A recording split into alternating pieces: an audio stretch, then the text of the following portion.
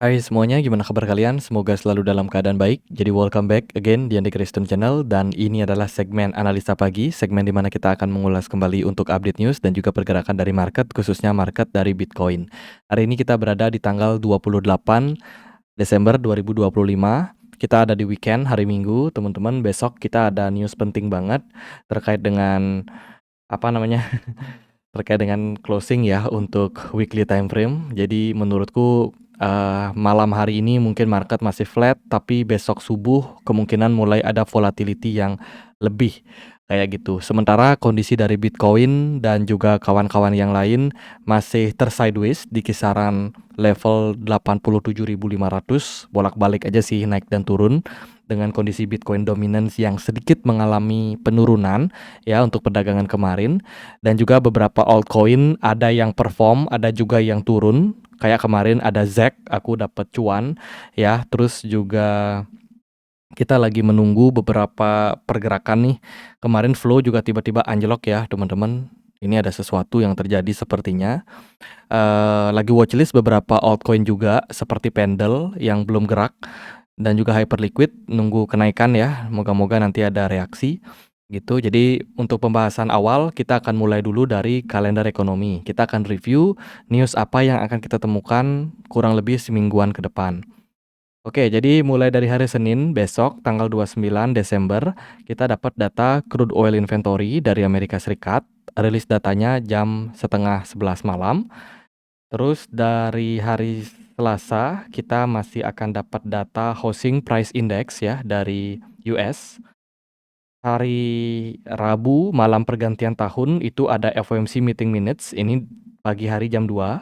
Jadi mungkin menjelang pesta kembang api kita akan dapat volatility pada market, jadi lebih hati-hati aja buat teman-teman yang trade. Selanjutnya ada initial jobless claim juga yang bakalan rilis tanggal 31 Desember ya jam 9, setengah 9 malam. Terus tanggal 1 Januari hari Kamis bakalan off, market nggak akan ada data yang signifikan. Lanjut hari hari Jumat tanggal 2. Tanggal 2 data juga belum terlalu banyak, paling ada data PMI dari US sama Inggris dan juga Europe ya. Tapi nggak terlalu signifikan. Habis itu masuk weekend lagi guys. Ada Fed balance sheet dari Amerika Serikat. Dari review yang kita lihat di sini, sebenarnya market itu akan aktif di hari Senin, Selasa, Rabu. Ya, mentok-mentok sampai Rabu. Kamis kita udah libur lagi. Mungkin hari Jumat ini hari kejepit juga ya. Jadi baru akan next minggu lagi. Next week lagi baru akan rame. Jadi 3 hari aja sih. Senin, Selasa, Rabu. Ya, habis itu libur panjang lagi. Gitu. Jadi prepare buat teman-teman, mungkin market belum akan penuh powernya. Jadi kalau yang trade ya memaksimalkan kondisi dan potensi yang ada mungkin di beberapa altcoin saja. Gitu. Kemarin syukurnya berhasil ya. Dapat beberapa ya lumayan lah buat penutup akhir tahun, teman-teman. Zack kita kasih outlook ke teman-teman kemarin pas live. Mungkin ada teman-teman yang udah cuan kemarin ya, congrats yang udah ikut live kita di sesi sore kemarin. Oke. Nih juga 100%. Pakai leverage 10% aja teman-teman, tapi udah lumayan sih. Gitu. Kita kemarin close positif, teman-teman yang lain juga pada cuan ya di komunitas. Aku ucapin congratulations kalau udah sempat cuan. Jangan lupa buat dipakai sebagian buat liburan teman-teman. Jangan dipakai trading aja ya. Nanti teman-teman coba gulung modal, tahu-tahu malah kegulung, mental nggak kuat. Ya jadi kalau udah cuan bersyukur ya kan, jalan-jalan. Kemarin kita happy profit.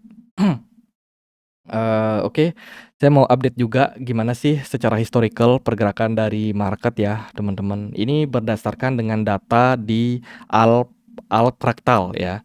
Jadi data ini menunjukkan tentang Fourier cycle teman-teman. Jadi menurut Fourier cycle pergerakan Bitcoin itu dia punya bisa dibilang 3 tahun siklus bullish dan 1 tahun bear market gitu. Kalau kita lihat dari periode sebelumnya juga cukup rapi sih teman-teman.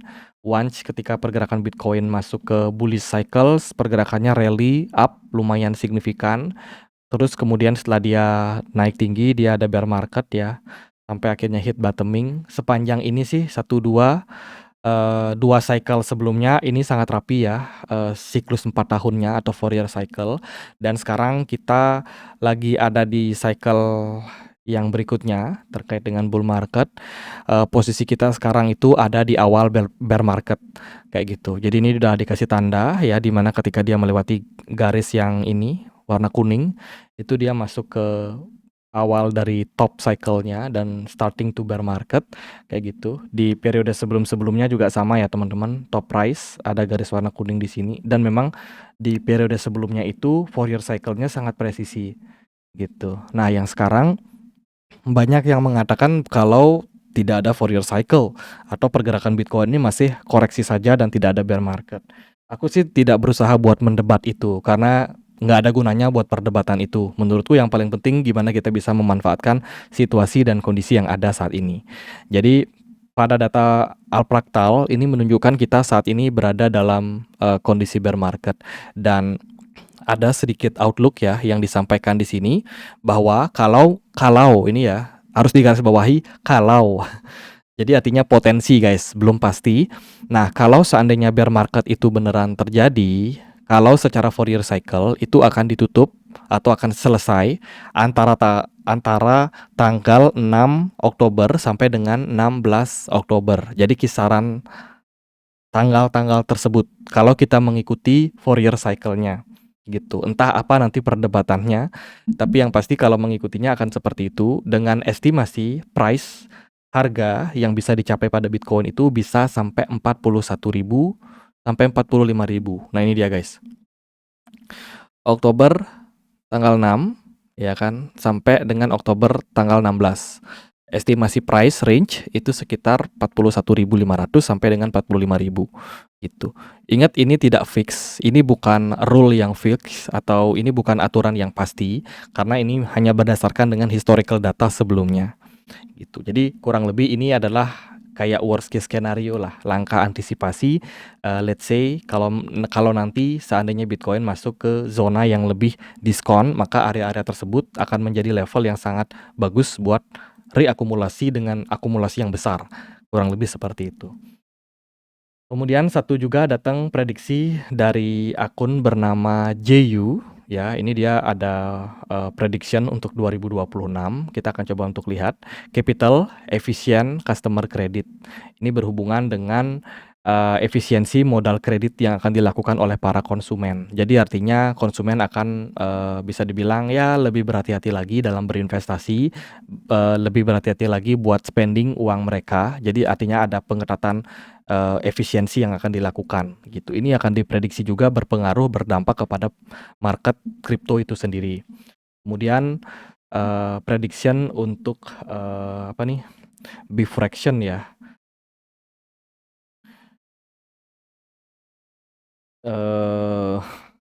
Prediksinya kok sampai pasar yang aneh-aneh sih. Ya kita skip yang itu teman-teman. Ini juga ada nih apa nih? Agentic consumer takes off with perdagangan agentik berkembang pesat ya dengan X402.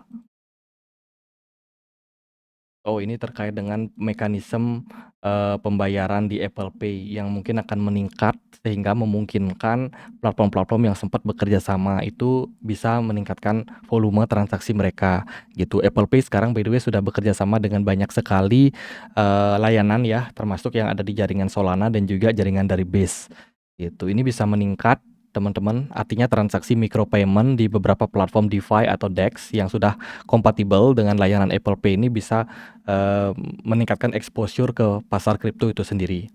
Itu. Kemudian prediksi terkait dengan AI yang akan semakin masif, yang akan dipakai juga di industri kripto. Sekarang pun juga udah terasa di mana ChatGPT, Gemini ataupun juga DeepSeek ya, itu sudah bisa membantu kita untuk membuat kayak trading plan atau memprediksi arah crypto market. Jadi penggunaan AI ini diprediksi akan semakin masif. Dan menurutku ini akan sangat menarik kalau di-combine dengan bot, trading bot ya. Itu bisa menciptakan ekosistem transaksi yang lebih lebih teratur, lebih disiplin seperti itu. Kemudian tokenized gold ini juga bisa menjadi narasi yang bagus. By the way, sekarang sudah ada dari Ethereum ya terkait dengan tokenisasi. di mana Tom Lee juga memprediksi hal yang sama, tokenisasi akan lebih masif terjadi dan saat ini infrastruktur yang paling mendukung itu masih ada pada jaringan Ethereum yang paling banyak fokusnya gitu. Nah, tokenisasi ini dapat berdampak ke depannya kepada harga Ethereum itu sendiri. Karena yang namanya tokenisasi dia membutuhkan gas fee ya sebagai pembayaran. Jadi akumulasi Ethereum itu sudah tidak bisa untuk ditunda ya kalau kita melihat dari fungsi dan tokenisasi tersebut. Gitu. Kemudian pasar akan ditakutkan dengan yang namanya quantum computer ya. Ini adalah salah satu ancaman yang mungkin masih akan istilahnya itu membuat pasar kripto ini kembali bergejolak gitu. Ya itu sih beberapa prediksi. Kemudian ini dia ada prediksi Hyperliquid juga guys. Hyperliquid mempertahankan dominasi perp DEX. Oh wow, prediksi yang lumayan keren ya. Ya itu sih beberapa prediksi yang disampaikan. Kemudian Bitmain juga kemarin dikabarkan baru aja memulai staking Ethereum-nya kembali. Teman-teman setelah sekian lama dia nggak staking dan kembali akhirnya melakukan staking. Jadi Bitmain ini adalah perusahaan yang sudah mengakumulasi Ethereum dengan jumlah sangat besar. Jadi dibandingkan dengan dia diamin aja di wallet nggak berkembang. Jadi sekarang dia staking dengan APY sekitar 3,12% per tahun. Itu ini lumayan sih bisa meningkatkan akumulasi Ethereum yang dimiliki Bitmain. Terus Trust Wallet akhirnya ada komitmen ya untuk mengganti dana korban hack yang kemarin itu sempat rame gitu. Changpeng Zhao juga sudah memberikan klarifikasi terkait dengan pertanggungjawaban tersebut dan sekarang disupport langsung sama si Trust Wallet itu sendiri. Moga-moga sih dengan adanya isu tersebut ya kita lebih berhati-hati menyimpan dana di exchange dan juga di wallet Web3 ya, terutama kalau teman-teman pakai extension di komputer itu pastiin teman-teman log out kalau teman-teman sudah selesai. Misalkan teman-teman trading nih di komputer kalian ya kan, trading di exchange atau di perpetual DEX. Kalau teman-teman sudah selesai trading itu di log out ya, teman-teman, termasuk extension wallet yang kalian pakai juga. Itu karena bisa ada serangan phishing yang menyebabkan korban sudah berjatuhan nih kemarin sekitar 7 juta US dollar kemarin out ya karena kena hack. Kemudian ada berita juga nih cukup serem datang dari Galaxy. CEO-nya Galaxy dia mengatakan token-token seperti XRP dan Cardano ini perlu kayak membuktikan diri ya tentang real utility dan juga risk losing gitu. Artinya gini, banyak orang yang mengatakan XRP, Cardano adalah koin dengan fundamental yang bagus. Tapi di sini CEO Galaxy mengatakan memang secara perusahaan ya, XRP dari Ripple, Cardano Foundation adalah perusahaan yang besar yang memfasilitasi layanan pembayaran. Tapi yang di sini mereka concernkan adalah fungsi tokennya itu buat apa sebenarnya di dunia nyata gitu. Nah, ini yang ditekankan secara tegas ya seperti itu sehingga investor diminta untuk kembali memikirkan ulang gitu tentang fungsi dari token itu sendiri di luar daripada perusahaan yang ada di belakang mereka. Gitu. Ini merupakan sebuah pertanyaan yang menurutku paling mendasar sih sebenarnya untuk semua altcoin. Gitu. Apa fungsi daripada token-token ini? Kemudian kemarin ada token flow atau coin flow. Teman-teman mungkin lihat harganya kemarin anjlok sekitar 40%. Sekarang dia udah starting to rebound, guys. Ya, kemarin adanya isu katanya dari flow yang terjadi pada networknya kayak gitu, di mana Upbit Daksa dia ada memberikan ibaratnya itu memberikan warning ya kepada para pengguna untuk lebih berhati-hati dalam melakukan transaksi gitu. Ini sekarang lagi diinvestigasi sih sama Flow Foundation tentang adanya potensial insiden dari Flow Network. Jadi di dalam internalnya mereka nih ada masalah gitu. Tapi sekarang udah starting to rebound ya, harganya udah pelan-pelan mulai menguat. Tuh, oke, ada aja memang insiden di hari Minggu. Sekarang kita coba untuk lihat ya gimana outlook dari Bitcoin. So far sih Bitcoin masih sideways, belum kemana-mana juga secara pergerakan. Menurutku ini masih sangat flat ya. Dari saya sendiri masih expect ada penurunan ke depan. Namun ini takes time, mungkin bisa berbulan-bulan sih kayaknya. Karena kalau kita lihat dari MACD, histobarnya hijau guys. Ya, histobar yang hijau ini membuka potensi besar sebenarnya buat Bitcoin mengalami rally. Ya, setidaknya jangka pendek, mungkin beberapa minggu ke depan gitu. Dan juga kita lihat Bitcoin udah berhenti turun ya, kurang lebih sebulan. Sebelumnya kan dia cepat turunnya, turun, habis itu sekarang udah mulai flat sideways. Saya rasa ini udah mulai ada indikasi-indikasi akumulasi di kondisi sideways ini. Mungkin ekspektasinya kita ada rebound sebentar untuk turun lagi ke depan gitu. Jadi kalau saya pribadi sih nggak terlalu yang pusing untuk sekarang, dan kita juga sudah mulai coba buat shifting ya, dari kondisi situasi yang ada, yang sebelumnya kita lebih dominan short market, sekarang pelan-pelan kita udah mulai cari long setup teman-teman. Moga-moga sih di kondisi sekarang kita bisa manfaatin, ya kondisi yang ada, harga Bitcoin juga udah lumayan turun kan. Terus ditambah dengan Bitcoin dominance yang pelan-pelan juga turun, ini tentu saja angin segar buat lebih banyak altcoin gitu. Cardano tadi kita perhatikan dia naik.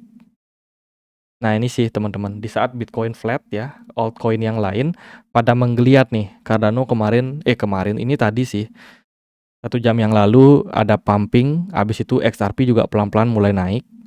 Aku sendiri masih fokus di ini, Pendle sama Hyperliquid yang aku pantau lumayan bagus secara pergerakan. Teman-teman boleh masukin watchlist. Hyperliquid dia kemarin testing area support di 25,5 dan sekarang dia mulai mantul.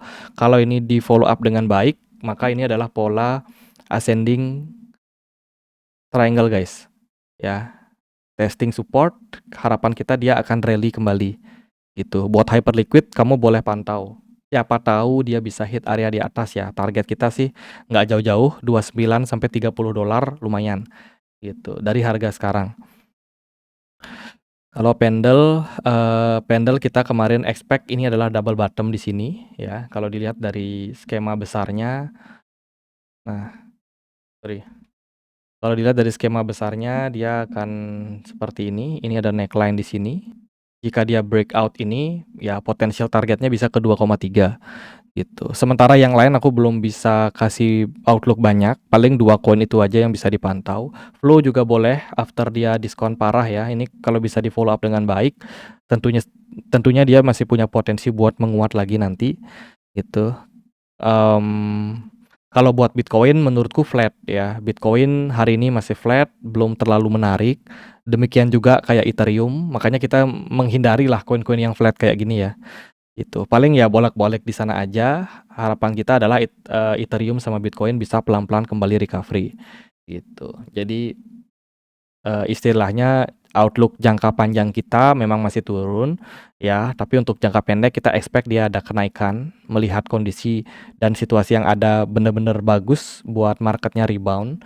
Marketnya flat, nggak ada tekanan jual yang signifikan. Kalau ini bisa rebound, tentu saja bisa dimanfaatin gitu.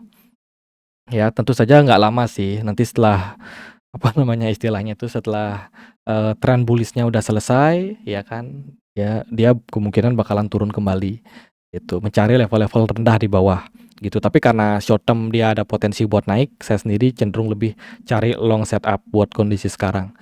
Gitu sih, saya nggak banyak-banyak buat Bitcoin. Paling gitu aja buat update kali ini ya teman-teman. Happy weekend buat kita semua. Semoga tahun 2026 ke depan kita bisa cari profit yang lebih gede lagi dibandingkan dengan 2025. Mungkin teman-teman ada yang masih floating loss ya kan, masih nyangkut mungkin. Ya moga-moga bisa segera kembali lah di tahun 2025 lagi. Karena kalau 2026 ya. Karena kalau kita lihat dari 4 year cycle, memang 2026 ini kita masih berpotensi untuk turun gitu ya. Tapi 2026 bulan apa nih bakalan mantul kira-kira gitu. Ekspektasi kita sih moga-moga sih nggak yang sampai Oktober. Moga-moga bulan Juni atau Juli dia udah recovery karena mempertimbangkan adopsi institusi yang sudah besar. Kemudian juga banyak hedge fund juga dari ETF yang juga sudah menawarkan produk ETF-nya kepada para nasabah mereka, sehingga harapannya ada inflow ke depan gitu. Pertimbangan yang lain mungkin adalah emas yang sudah di level tertingginya saat ini, teman-teman. Emas sudah berada di level tertinggi, artinya adalah kita tunggu sampai nanti dia ada koreksi, ada mungkin penurunan ya setelah rally yang terjadi, gitu. Nah, penurunan emas, perak ini yang kita nantikan, karena aliran dana dari komoditi ini bisa aja masuk ke market kripto ke depan, gitu. Sehingga istilahnya, trader-trader yang udah cuan di gold, mereka udah take profit, ya kan, mereka lihat Bitcoin, "Lah, kok ini masih murah?" Kayak gitu. Jadi mereka punya potensi buat mengalirkan sebagian dananya, sebagian keuntungannya ke market Bitcoin yang sudah diskon. Itu barulah mungkin kita akan melihat tren rally pada market Bitcoin dan juga kripto yang lain. Eh, ya paling gitu aja sih untuk sekarang. Kalau untuk market Bitcoin masih flat, aku saranin teman-teman yang trading berfokus ke altcoin dulu, mumpung Bitcoin dominance-nya cenderung turun gitu. Jadi manfaatin trading di altcoin, ada beberapa yang menarik. Kalau untuk perak dia masih bullish guys, sama kayak gold ya, gitu, sama kayak gold. Well, gitu aja teman-teman update kali ini ya. Hari Minggu waktunya spending waktu sama keluarga, sama teman, ya kan. Jangan overtrade teman-teman. Hari Senin bakalan lebih interesting kok daripada hari Minggu. Jadi kalau teman-teman merasa kayaknya market flat nih, nggak oke buat trading, nggak apa-apa, tunda aja sampai besok hari Senin. Kemudian hari Senin biasanya aktif ya. Market Asia kayak kemarin kan di bawah naik tuh. Kayak minggu kemarin teman-teman ingat nggak market Asia tuh di bawah naik, terus di sisi US dibanting turun. Nah itu mungkin akan mulai ada volatility di hari Seninnya. Kalau untuk hari Minggu bagiku sih biasanya low volume. Oke itu sih, ini udah banyak yang request altcoin ya teman-teman. Jadi gitu aja buat update kali ini ya. Semoga bisa bermanfaat. Akhir kata saya Andre, see you guys.